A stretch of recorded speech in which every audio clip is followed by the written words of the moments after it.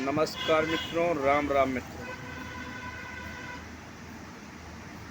वैसे तो भारतवर्ष में प्रत्येक दिन मातृ दिवस है, माता का दिन है। प्रत्येक दिन माता का दिन है और हमारे यहाँ अनेक माताओं का सनातन सभ्यता में जिक्र भी किया गया है, वर्णन भी दिया गया है और उनको प्रामाणिकता भी बताई गई है कि माँ और माँ शब्द की उत्पत्ति भी सनातन सभ्यता का ही सरोकार है। इनमें से कुछ वृत्तांत मैं आपको अवगत कराता हूँ। सबसे प्रथम माँ, जन्म देने वाली माँ,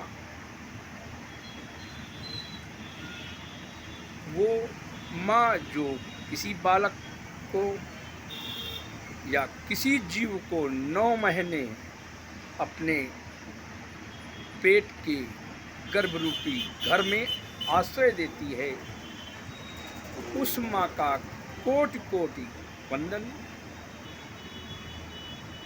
दूसरी माँ जो किसी बालक को जन्म नहीं देती परंतु उसका लालन पालन माँ की तरह करती है, उस माँ को भी मातृ दिवस की हार्दिक शुभकामनाएं। तीसरी हमारी पृथ्वी माँ, जगत जीवित जब तक जीव जीवित रहता है पृथ्वी माँ के ऊपर आश्रय पर लेटता है, बैठता है, उठता है, यहाँ तक कि उसका खान पाना दाना पानी सारी व्यवस्थाएं करने वाली माँ धरती माँ वसुंधरा माँ है। चौथी माँ का अगर वर्णन किया जाए तो हमारे यहाँ गंगा को माँ का दर्जा दिया गया है, वो भी माँ है। उनके द्वारा भी हमारे जीवन को मूल रूप से चलने का सिद्धांत, हमारे जीवन जीने के प्राण वायु जल जो हमें गंगा माँ से प्राप्त होता है, माँ का दर्जा है। माँ तो माँ है और इसके उपरांत अगर हम लोग और याद करते हैं तो हमारी तुलसी माँ है। तुलसी हमको ऑक्सीजन प्रोवाइड करती हैं, वायुमंडल में ऑक्सीजन का संचार करती हैं, अनेक बीमारियों की दवा हैं, औषधि बनाती हैं और धार्मिक अनुष्ठानों में उनका बहुत बड़ा महत्व है।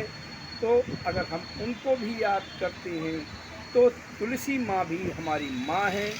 और अगर उसके बाद हमारी गाय को भी हम एक सम्मानित रूप से माँ का दर्जा देते हैं।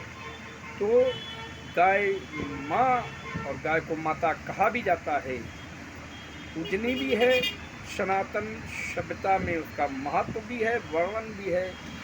तो गाय माता वो भी माता पूजनीय है।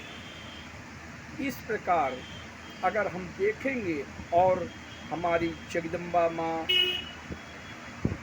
या माँ दुर्गा,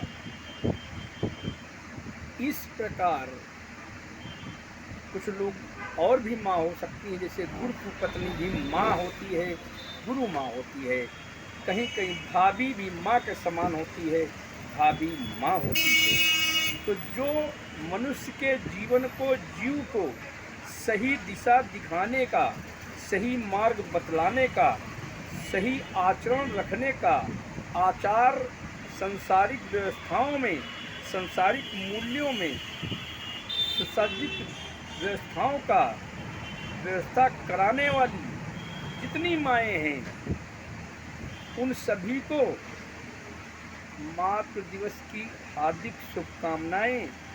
परंतु हमारे सनातन धर्म में प्रत्येक दिन बिना माँ के होता ही नहीं है, क्योंकि हमारे सिद्धांत कहते हैं, आपने अगर रामायण पढ़ी होगी तो प्रातः काल उठे प्रातः काल उगनाथा, मात पिता में नवामय माथा, यानी जब राम लक्ष्मण भरत शत्रुघ्न भी सुबह उठते थे तो प्रातःकाल प्रथम अपने माँ और पिता के चरणों में आशीर्वाद लिया करते थे।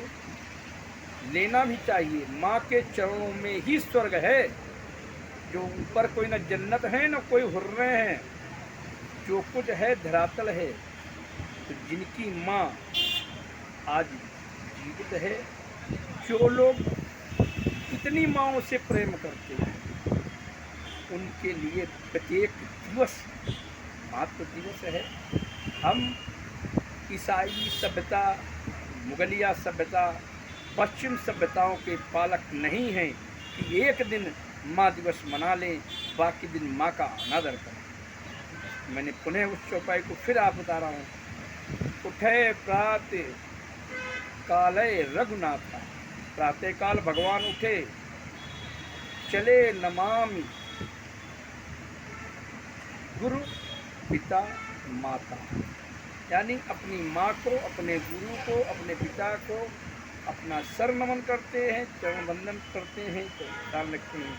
तो जिस सनातन सभ्यता में प्रत्येक दिवस माँ पिता गुरु का दिवस है, उस एक दिवस को आज हम लोग एक दिवस मना रहे हैं। हमारे लिए 365 दिन माँ का दिन है। माँ से आशीर्वाद ग्रहण करें और मातृ दिवस मनाएं न मनाएं, परंतु अपनी माँ को कष्ट ही न दें। अपनी माँ का अपनी बीवी के सामने, अपनी पत्नी के सामने, अपनी प्रेमिका के सामने, अपनी दोस्तों के सामने, अपने अधिकारियों के सामने अपनी माँ का तिरस्कार ही ना करें। सबसे बड़ा मातृ दिवस वही होगा, तो वही अपमान है। अपनी सभ्यता का अपमान ना करें, अपनी संस्कृति की अपमानित होने से बचाएं। गाय माँ को कष्टों से बचाएं, तुलसी के पौधे को बचाएं और अड़ोस पड़ोस जो बुजुर्ग हों, माँ समान हों, उनकी यथार्थ सहायता करें। यही सच्ची मातृ दिवस की हार्दिक शुभकामनाएं होंगी, यही सच्चा मातृ दिवस होगा। इन्हीं शब्दों के साथ अपनी वाणी को विराम देता हूँ। जय श्री राम।